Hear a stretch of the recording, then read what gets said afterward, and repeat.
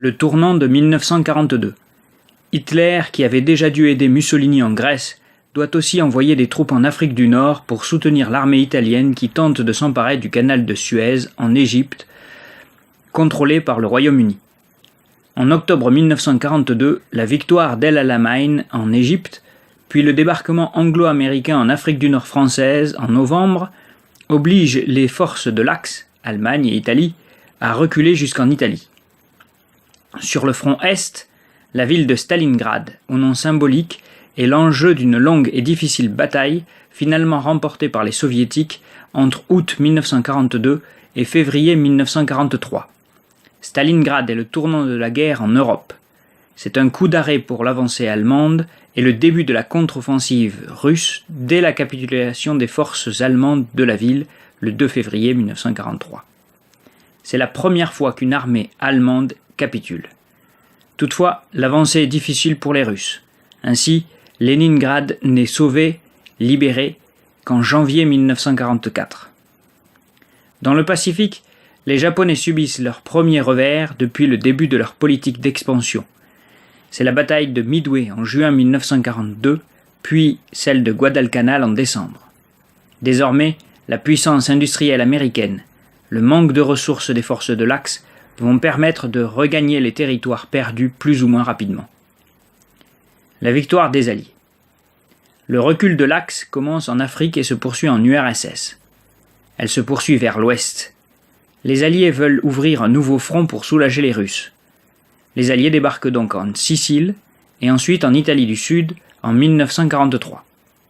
L'Italie change alors de camp, mais la progression reste difficile car les forces allemandes occupent le nord de l'Italie et le front n'est pas assez large. C'est en France, proche du lieu de rassemblement des troupes alliées, c'est-à-dire au Royaume-Uni, que se déroule l'assaut majeur. L'opération Overlord est un débarquement sur les côtes normandes le 6 juin 1944. C'est le D-Day, sur 5 plages, secondé par un autre débarquement en Provence le 15 août 1944, opération Dragon. L'avancée est assez lente durant tout l'été.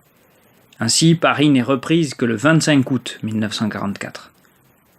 Cela donne 3 fronts, un front ouest, un front sud et un front est. Certains généraux allemands veulent cesser les hostilités avec les Alliés à l'ouest pour ne s'occuper que des Russes, mais Hitler refuse toute négociation. D'autres généraux allemands tentent même d'assassiner le Führer, mais cette opération échoue, c'est l'opération Valkyrie.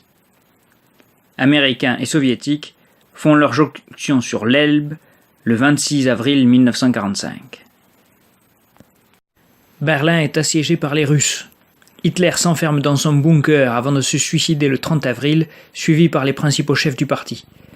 Le 7 mai 1945, à Reims, l'armée allemande capitule sans condition. Elle entre en application le 8. La guerre est finie en Europe, mais la guerre n'est pourtant pas finie partout. Dans le Pacifique, les Américains et les Britanniques repoussent les Japonais petit à petit. C'est la stratégie du saut de puce, d'île en île, en essayant d'économiser les troupes. Cette stratégie explique la longueur du conflit. Les Japonais mènent une défense acharnée qui s'explique en partie par le poids des traditions et de la société, mais aussi par la propagande qui présente les Occidentaux comme des criminels torturant les prisonniers. En 1945, Tokyo est à portée des bombardiers américains, mais l'Empire ne cède pas. Les 6 et 9 août 1945, 2 bombes atomiques larguées sur Hiroshima et Nagasaki pour forcer les Japonais à accepter la reddition, mais aussi pour montrer la supériorité technique et militaire américaine aux Soviétiques, qui sont encore des alliés, mais pour combien de temps ? L'après-guerre se prépare. L'offensive lancée par l'URSS est d'ailleurs déterminante pour expliquer la fin de la guerre. Le Japon préfère être vaincu par les États-Unis plutôt que par l'URSS. La guerre s'achève donc le 2 septembre 1945.